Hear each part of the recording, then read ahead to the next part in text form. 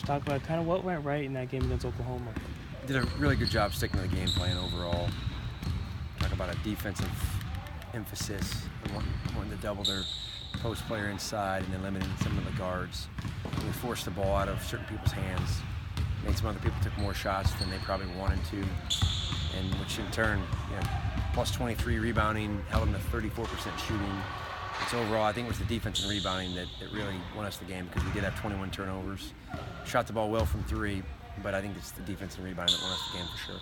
You think that kind of alleviated some of the turnovers that you guys had? That and making 12 threes. Both those things contributed definitely to helping on the turnover front, because I think they had 23 more shots than us. But anytime you make shots and get stops, it's definitely going to help when teams have extra possessions. And can you kind of talk about, kind of describe how you guys were able to shut down Oklahoma's two strong players, Ortiz and Luis? Yeah, we really wanted to double inside, wanted to play off some other players, and every time Luis got touches, we wanted to do a hard double and try to force the ball out of her hands. Her career numbers show that assist to turnover ratio is not very good, so we wanted to try to exploit that. And then we wanted to play off some other players that we didn't think were as great shooting from the perimeter, and try to exploit that as well, and it worked.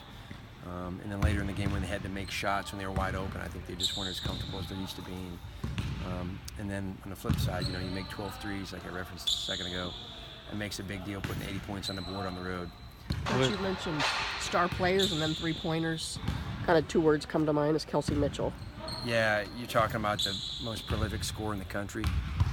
The last 4 years, you could argue that. Big time offensive threat. Anytime she crosses the half line, very, very deep range.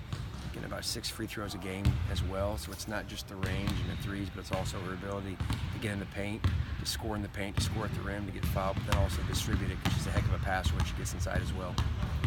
Now the bench of the team's kind of getting a little bit depleted with injuries in the past. How proud are you of the starters kind of taking off a bigger role and contributing very well in Oklahoma? Yeah, very proud of them and their efforts so far this year. I think our starters scored every point the other day. Played some extended minutes, and that just shows the resolve that we have, and trusting our training and understanding that sometimes you got more in the tank than you might think you do, and you just got to understand that you can do more and how to push yourself harder, and that's what we've done in practice. And so it's a testament to Haley, Drea, Paulina, just how they push our team in practice and how they lift them up and encourage. And so couldn't be more proud for them to get that W on the road. Like you talked about, this team there's a lot of miscues early on, but now those miscues kind of are cleaned up. Can you talk about how you guys have cleaned those up, and how does it say about your team? Yeah, we watch a lot of film, and we try to talk about our mistakes a lot so we can learn from them. We don't just tell them, but we show them. And then our team communicates back with us as well as what they're seeing, what they're feeling, what they're not understanding. And I think that's just part of the process, is you've got to embrace the failure and the mistakes in order to learn from them. And so I think that's what's happening.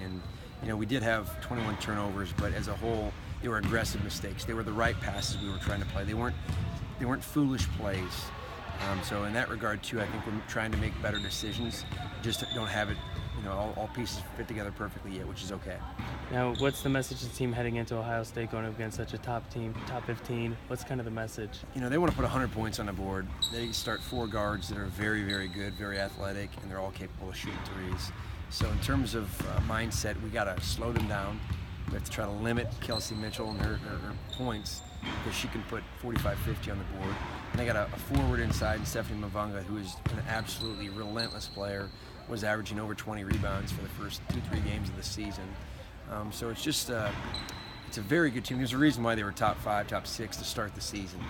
A very good team, and we've got to be able to limit them speed-wise, and if not, it could be a long day for us. Do you see any similarities between them and FSU? The athleticism, the size, not quite as big, but in terms of the athleticism, definitely.